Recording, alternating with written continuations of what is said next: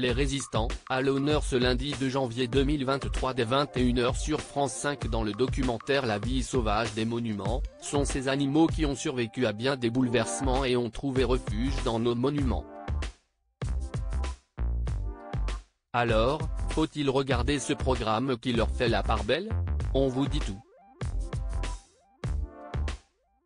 Plusieurs châteaux, forteresses et cathédrales abritent, en France, des animaux plus ou moins discrets.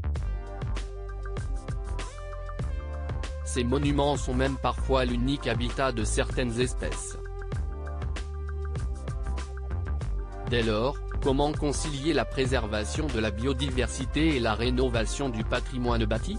Si est la question à laquelle tente de répondre un passionnant documentaire, La vie sauvage des monuments, les résistants, diffusé le 2 janvier 2023 à 21h sur France 5.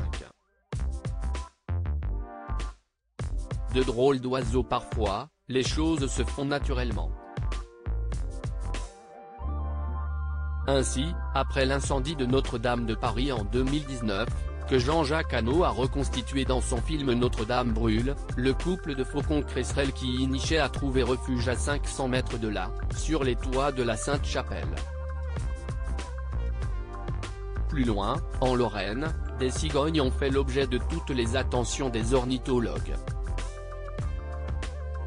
En effet, les échassiers avaient installé leur nid au sommet d'une cheminée du château d'Arouet.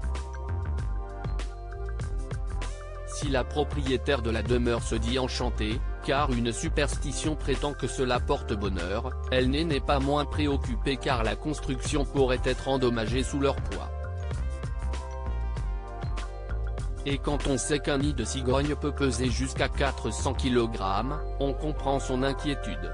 Difficile de trouver le bon compromis, explique-t-elle face aux caméras.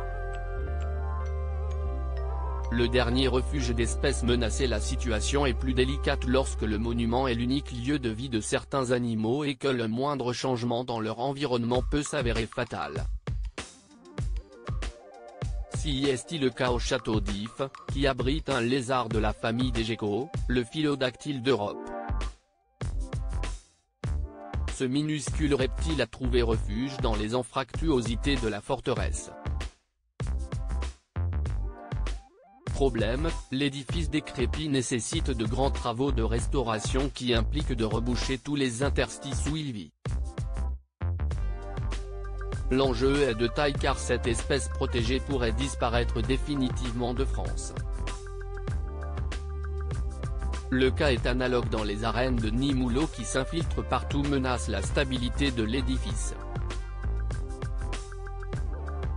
Or, si est cette humidité qui permet à la Closylie romaine, un petit escargot arrivé là avec les Romains il y a 2000 ans, d'y vivre. Les travaux visant à rendre étanches les arènes représentent donc un réel danger pour l'inoffensif gastéropode, d'autant plus précieux qu'il ne vit nulle part ailleurs en France. Heureusement, dans les deux cas, des amoureux des animaux mettent tout en œuvre pour préserver l'équilibre fragile entre la protection du vivant et la conservation du bâti. À lire aussi Le Royaume des fourmis, France 5, pourquoi il ne faut pas manquer cet incroyable documentaire animalier.